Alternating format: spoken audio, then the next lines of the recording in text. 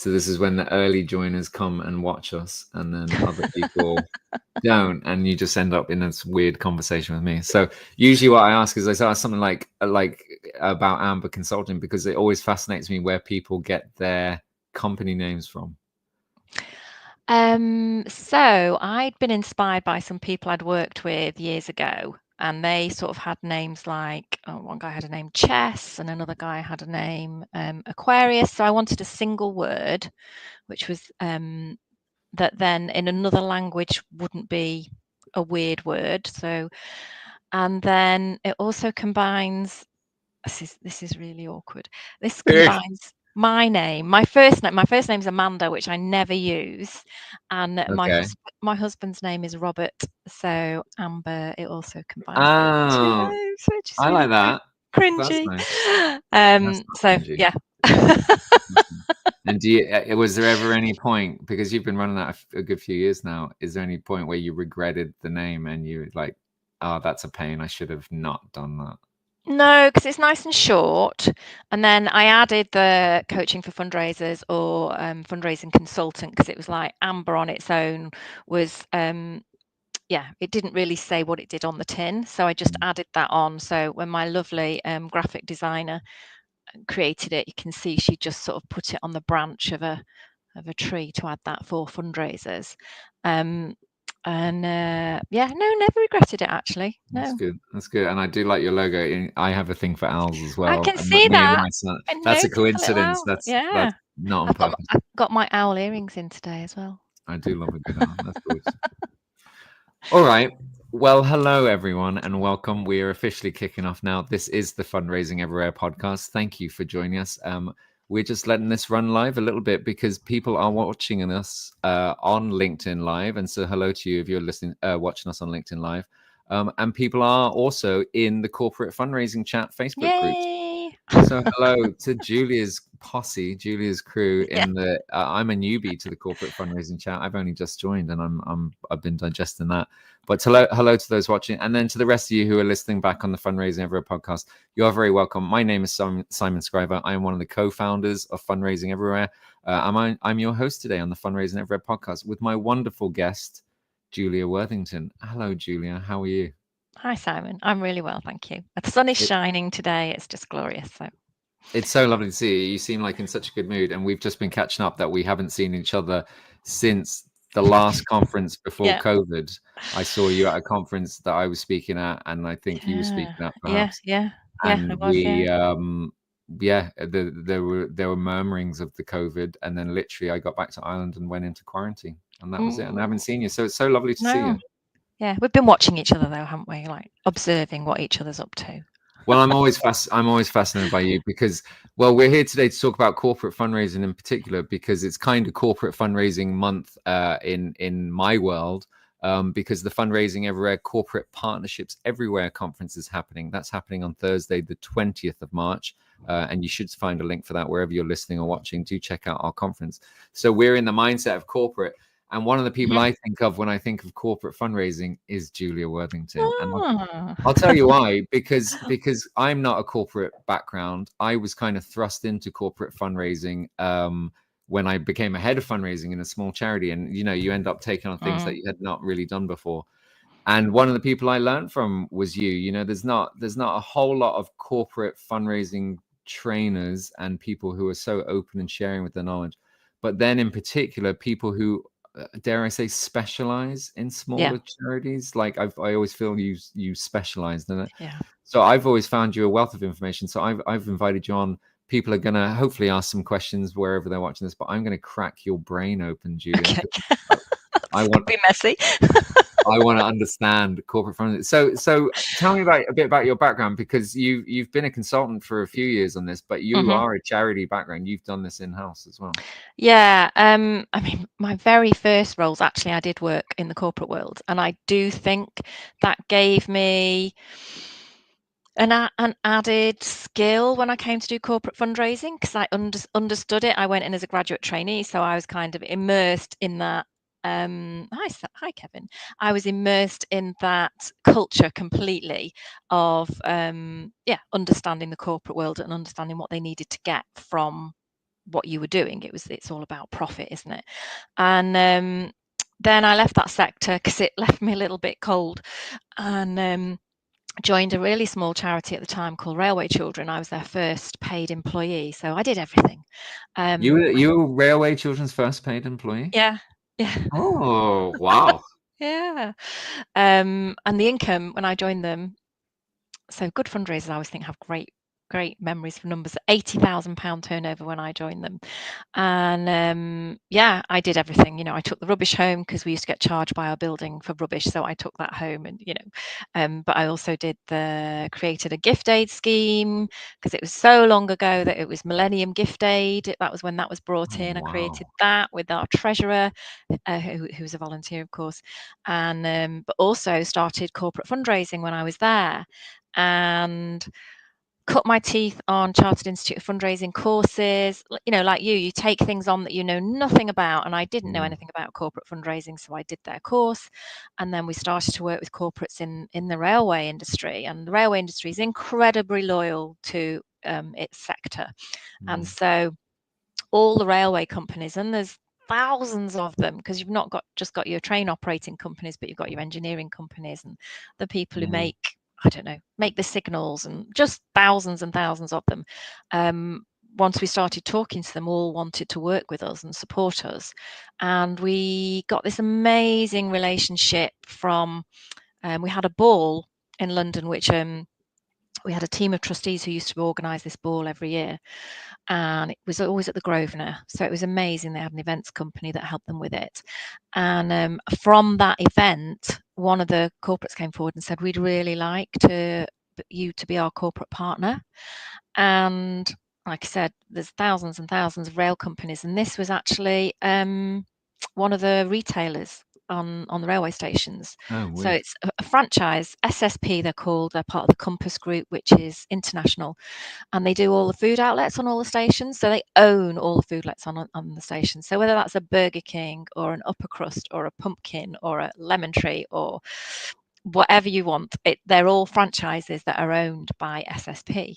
So they came to us and said, we'd like to fundraise for you. And so immediately I had 400 food outlets all over the country that I had access to as a fundraiser. And I was like, okay, how do we do this then? So it did land in my lap, but then took it by the scruff of the neck. It was a nightmare the first year, because what we were trying to, this is kind of pre-mobile phone days, and or if they were, they were just bricks. So what we wanted was everybody to have collecting tins out on all their railway stations, but we had to go through their distribution system, and then things would get into the distribution system, and then they didn't come out the other end, and they had to try and find a way of ordering stuff. And then when we did actually get the collecting tins out into all that, because we didn't have a load of volunteers to go out and do it for us, we were a very small international charity. When we did get them out onto the stations, then getting the money to us was really difficult, because the money would go into the collecting tin. They would then put it in through their till, and then we had to get that out the other end. So we had to work that out with their finance team, how that was going to work. It took us 12 months to sort that out. Wow. Get it working in the slick way. So the first year, our income from that was about £5,000. This is why I'm somebody who goes, you don't want a charity of the year partnership. You want a multi-year partnership, because it can take a year to bed it in.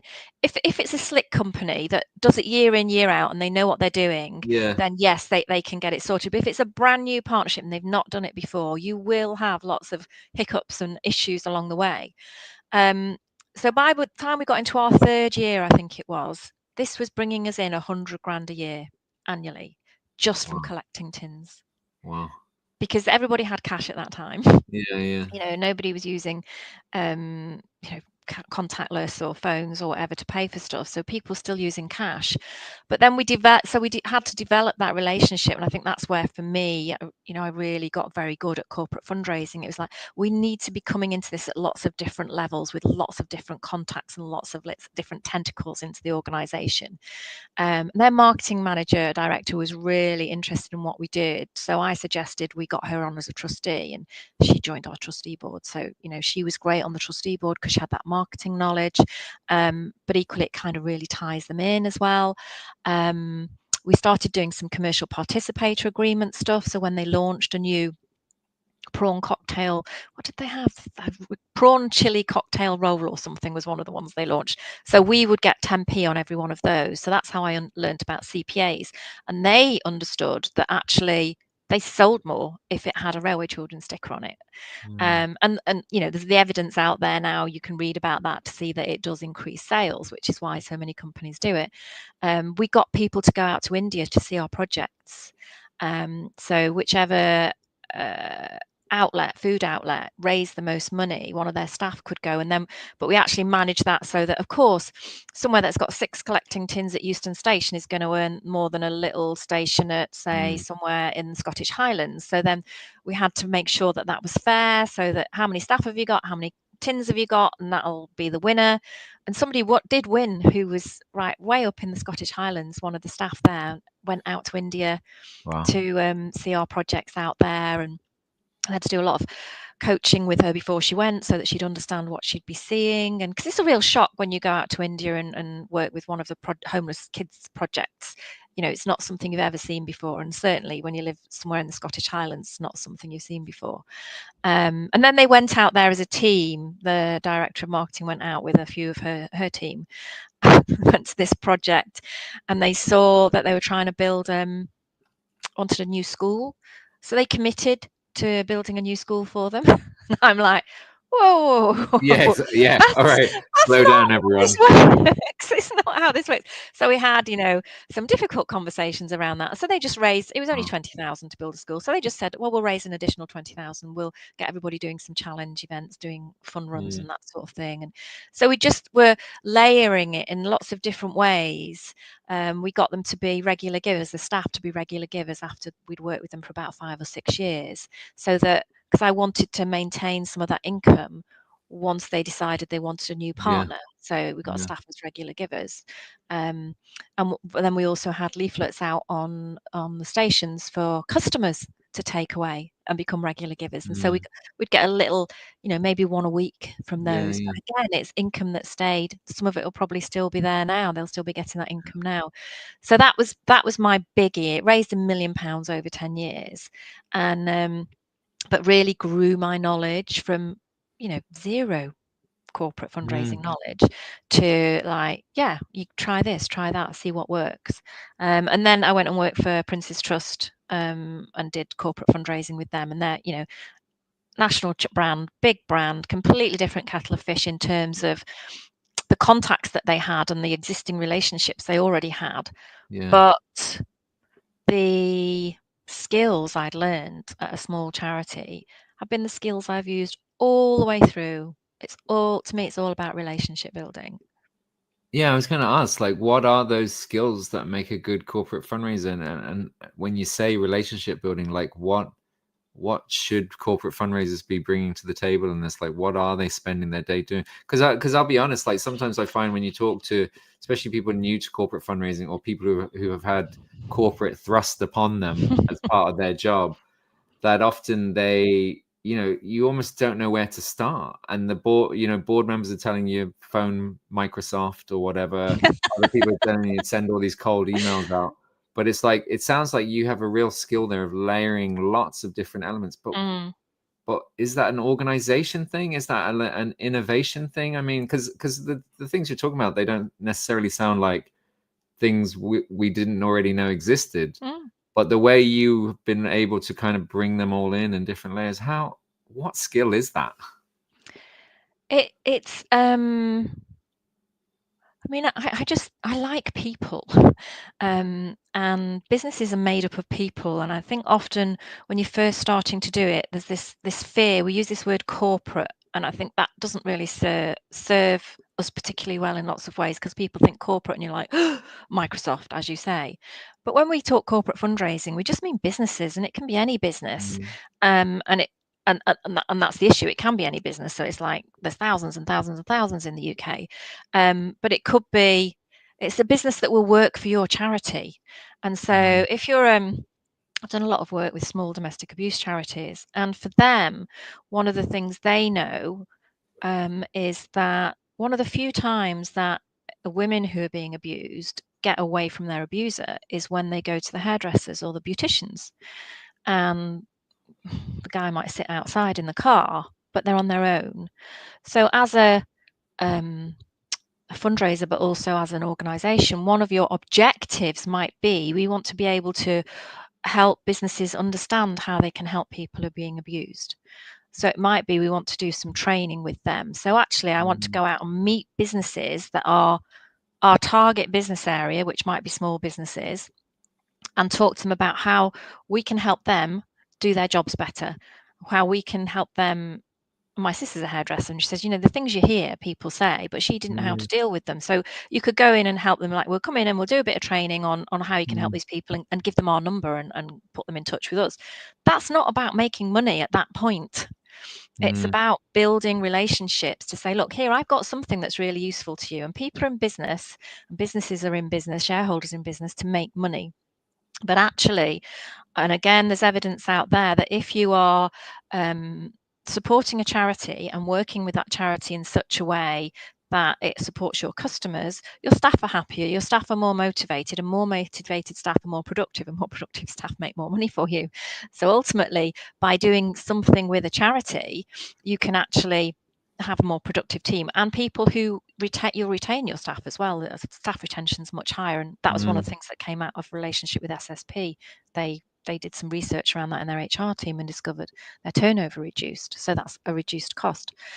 So when you're looking at who you want to work with, it's very much let's hone this down to our people who are really helpful for us as an organisation, but people we can help too.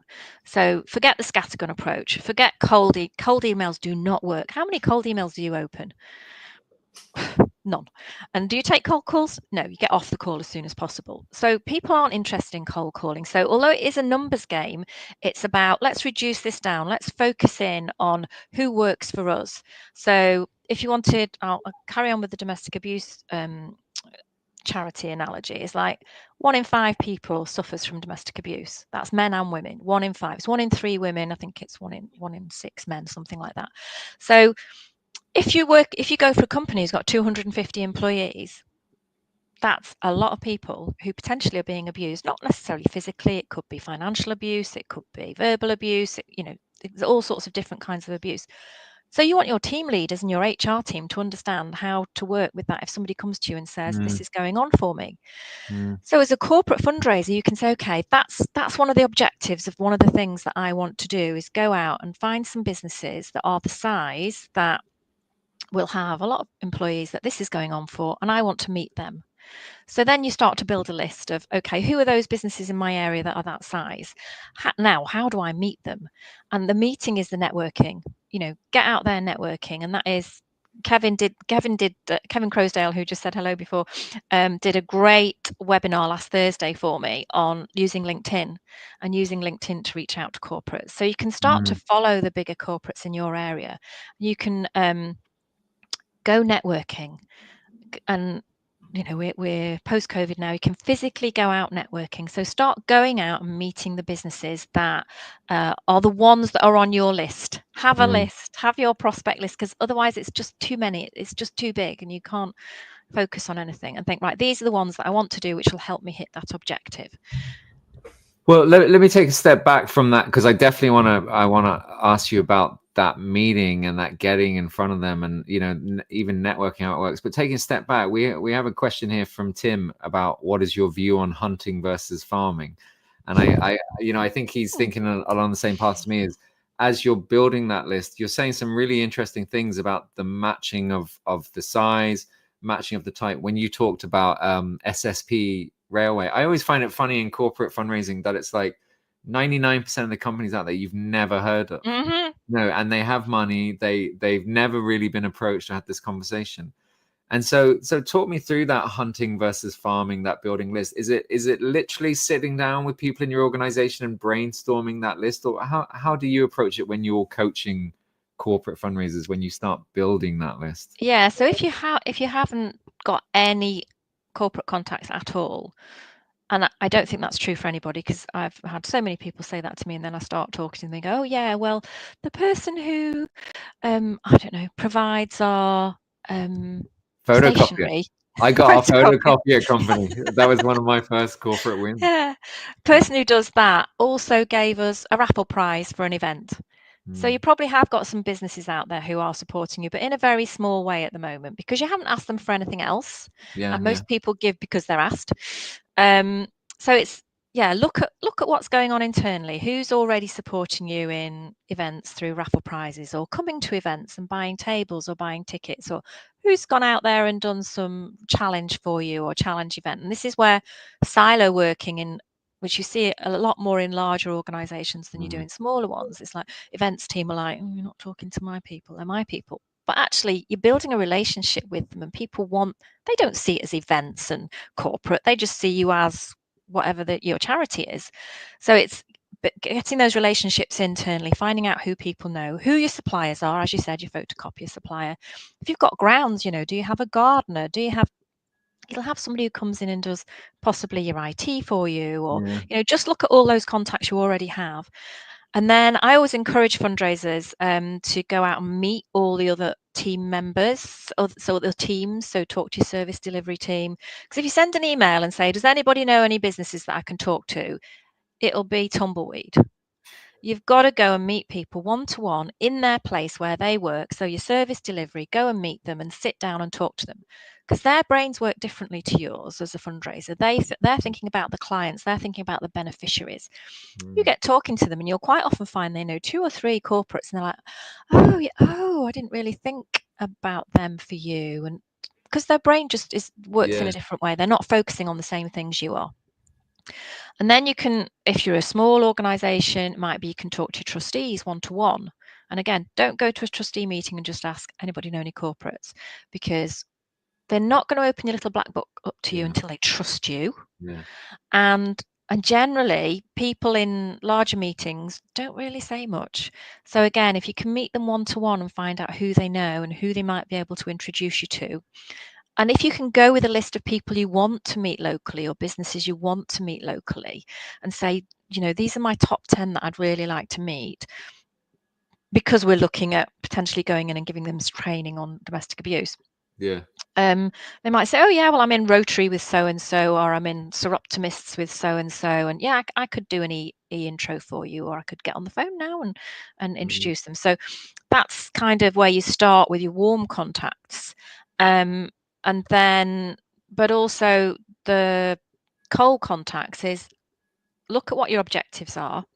And I know one is always raising money, but what else? Do you need some new trustees? Do you need some new volunteers? Do you want to go out and do some training around what your charity does? Do you need some food parcels because you're a homelessness charity, or do you need some gloves for the winter, or whatever? You can talk to people about those, and they're always pleased to give things. And then look at the businesses that you think, okay, who's most likely to be able to do this for me? Where's the synergy?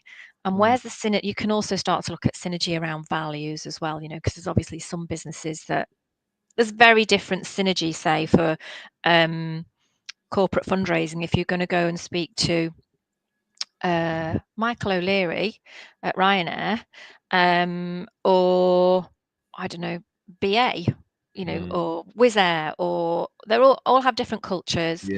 Michael O'Leary is very obvious about, he just wants to make money. He just wants publicity and to make money. So if you went to talk to him, provided he passed your due diligence and ethics, which you might not, you're like, well, we want to do, he wants to do something that will just make a big splash and will end up on the front pages of all the newspapers. So if we're doing something that we think he might buy into, we can go and talk to his team about maybe some sponsorship or working with us on that. So it's about looking at the synergy. You've always, as a corporate fundraiser, you've always got to look at, what is the business going to get from this? And yes, they will get a nice warm feeling, but what tangible thing? I think that's such an important thing that you brought up. And for me, that was the kind of switch flick in my fundraising career, doing corporate. I learned from people like you. I learned from Chris Bayless in Canada, Johan Fox, who is speaking at our conference, the Fundraising Everywhere Corporate Partnerships Conference on Thursday, the 20th of March. But one of the biggest things I learned was it's what value you're giving them. Do you know, like usually when you work with boards or when people are new to corporate fundraising, it's like, well, what do I want from them? And it's all about crafting the ask. But actually it's about what you bring to the partnership, because they are a business. Yes, they're made up of people, but they're a business. And I remember Chris Bayless said, and I'm sure you say something similar, or maybe you disagree, but he said, you know, when you have that first meeting with a corporate, you're not arriving with your brochure and your thing, you're arriving with a blank piece of paper, because it's all about finding what they're trying to achieve and bring that. And I'm hearing that echoed through everything you say, even from the beginning of the conversation. It was, well, what can we do for their income? What can we do for their staff? And then the relationship seems to follow. Am I paraphrasing you well? Absolutely. Yeah. And it's more than ever now. Absolutely more than ever. You know, 10 years ago, businesses did have a little charity pot.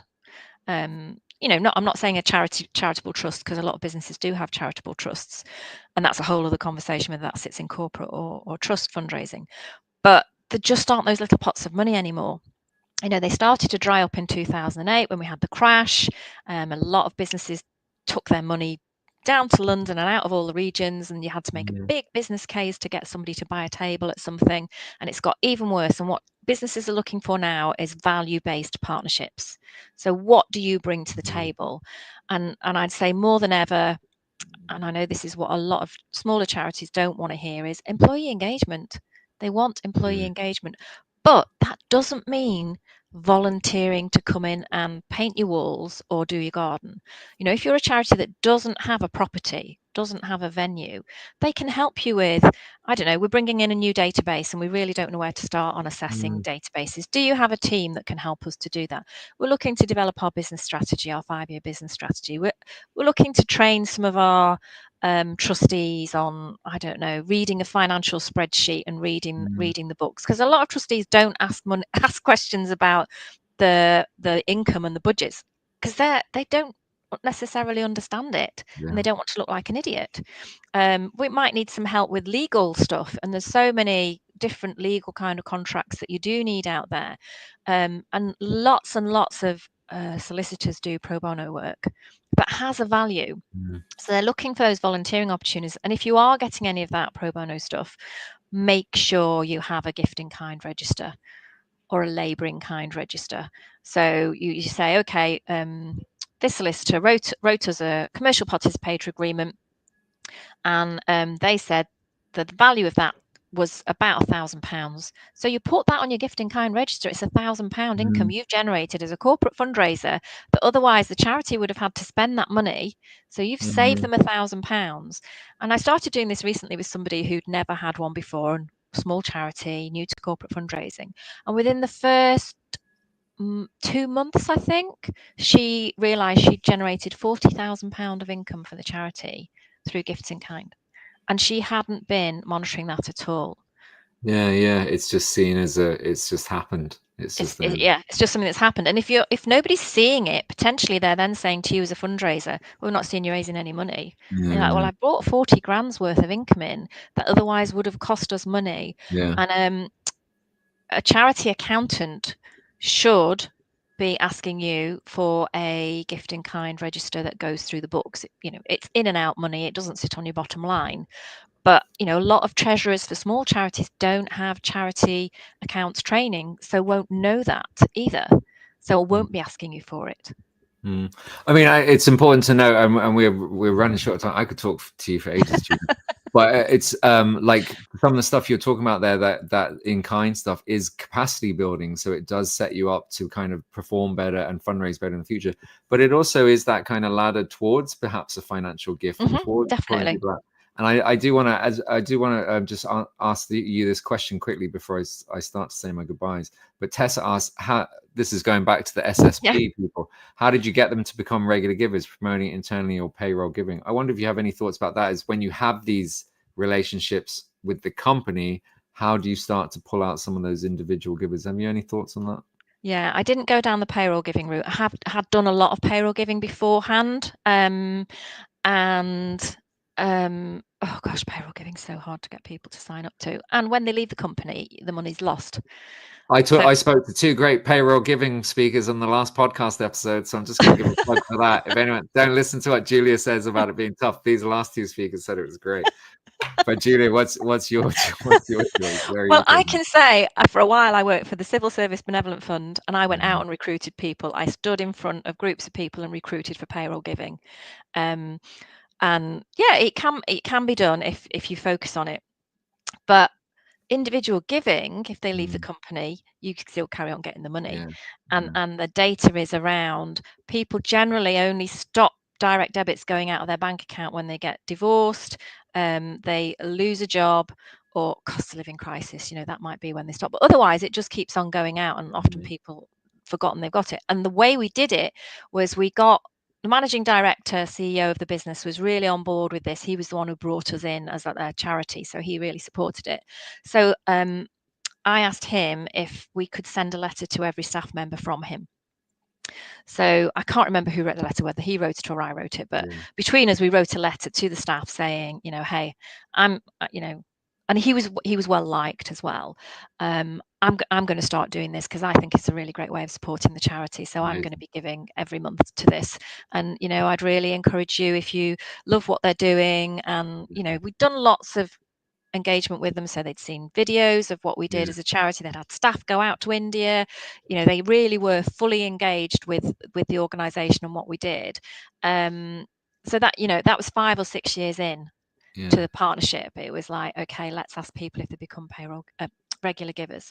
And so it went down the individual giving route. And I love that social proof from the CEO, that it's like, I mean, everyone hates the CEO, but just to have someone from there writing, I'm doing this, and I'm making you aware, I think is a really powerful way to do it. That's great.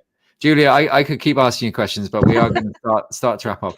If people want to learn more from you and your wonderful guests, Julia is running a special at the moment where she's doing 25% off her on-demand stuff. But do check out amberconsulting.org.uk. You'll find that there, and we'll post the link as well. But amberconsulting.org.uk.